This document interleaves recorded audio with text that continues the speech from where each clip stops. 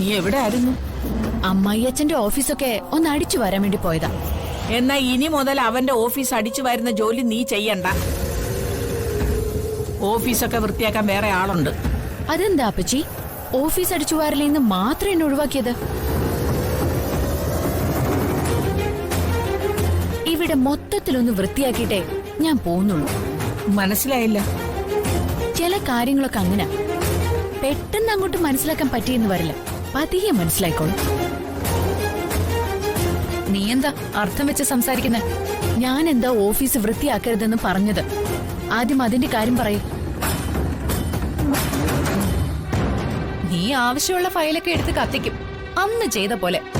അതിന് ഓഫീസിൽ CCTV camera വെച്ചിട്ടുണ്ടല്ലോ. വെക്കണമല്ലോ. കുറുപ്പിന്റെ പറമ്പിലെ പുറംപണിക്ക് യോഗ്യതയില്ലാത്തവളൊക്കെ അല്ലേ മരുമകളായിട്ട് കേറി വന്നിരിക്കുന്നത്. അട്ടയെ പിടിച്ച് മെത്തേക്കെടുത്ത് എങ്ങോട്ടൊക്കെ ഇഴഞ്ഞു പോകുമെന്നറിയാനാ ക്യാമറ വെച്ചിരിക്കുന്നത്. എന്നാ വന്ദന എന്ന ഈ അട്ട നേരെഴഞ്ഞു കയറിയത് ക്യാമറയിലേക്കാ.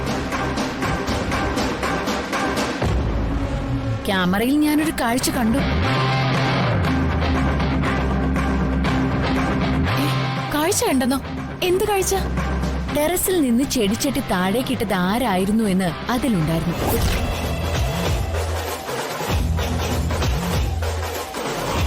ക്യാമറയിൽ അത് വ്യക്തമായിട്ട് പതിഞ്ഞിട്ടുണ്ട്. അപ്പച്ചി, ഇവിടെ മരുമക്കള് 2 പേരാ, വിദ്യയും വന്ദനയും. അതിൽ വലിഞ്ഞു കയറി വന്ന അട്ടായി എന്ന് അപ്പച്ചി വിശേഷിപ്പിച്ച മരുമകൾ ഞാനാണല്ലോ.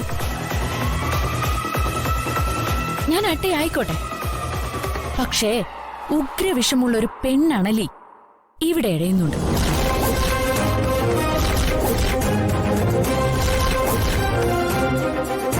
ആ അണലിയ അവസരം കിട്ടിയപ്പോ അപ്പച്ചിയുടെ ആങ്ങളെ ചെടിച്ചട്ടി തള്ളിയിട്ട് കൊല്ലാൻ നോക്കിയത്.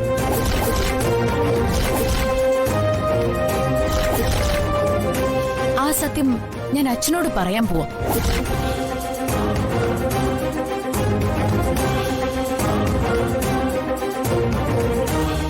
എന്തിനാണ് ഒരാളെ കൊല്ലാൻ നോക്കിയിട്ട് എന്റെ പാവം ദിയമോളുടെ മേൽ കുറ്റം ചുമത്തിയതെന്ന് എനിക്കറിയണം.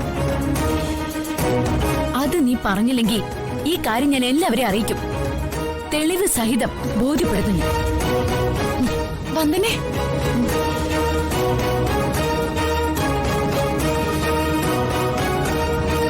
വന്ദന എന്നോട് ക്ഷമിക്കണം. ഞാനിത് ചെയ്തത് ആനന്ദവല്ലി അപ്പച്ചി പറഞ്ഞിട്ടാ.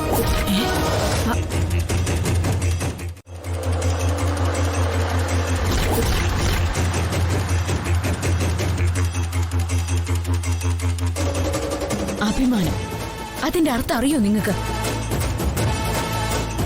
ഏതായാലും കാര്യങ്ങൾ ഇത്രത്തോളം ആയ സ്ഥിതിക്ക് ഞാനും എന്റെ മോളും ഇവിടെ നിന്ന് പോകുന്നില്ല.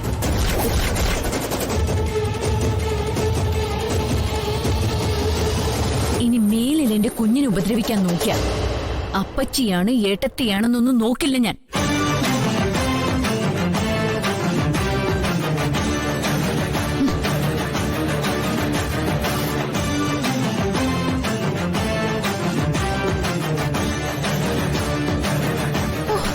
അവളെങ്ങാനും അച്ഛനോട് പറഞ്ഞ അതോടെ തീർന്നു എന്റെ ഇവിടുത്തെ പൊറുതി. ഏതായാലും അവളുടെ മുമ്പിൽ നാണം കിട്ടും. പിന്നെ ഇതൊക്കെ കണ്ടെന്ന് കരുതി ആനന്ദവല്ലി എന്തായാലും സന്യസിക്കാനൊന്നും പോകുന്നില്ല. അവളെ കൊണ്ട് പിച്ചച്ചട്ടി എടുപ്പിക്കാതെ ആനന്ദവല്ലി കളം പിടില്ല.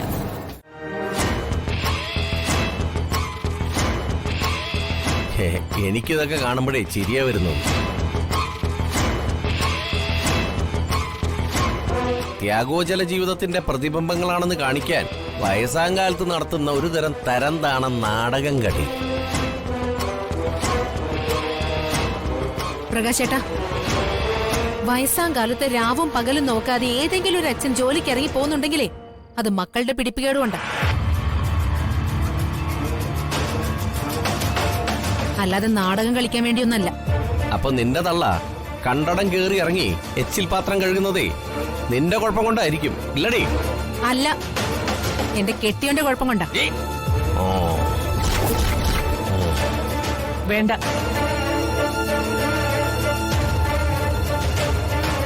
തർക്കവും തമ്മിത്തല്ലൊക്കെ അങ്ങ് മുറിക്കകത്ത്. ഇവിടെ മനുഷ്യന് സമാധാനം വേണം. അത് കാശ് ചെലവുള്ള കാര്യമൊന്നും അല്ലല്ലോ. അതുകൊണ്ട് അതെങ്കിലും കിട്ടണം.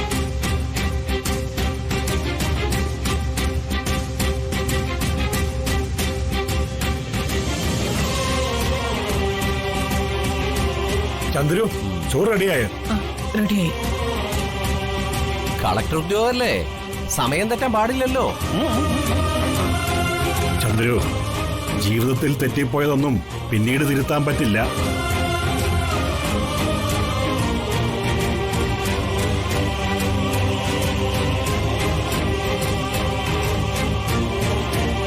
അത് മണ്ണിന്റെ കാര്യത്തിലായാലും അതെ, മക്കളുടെ കാര്യത്തിലായാലും അതെ.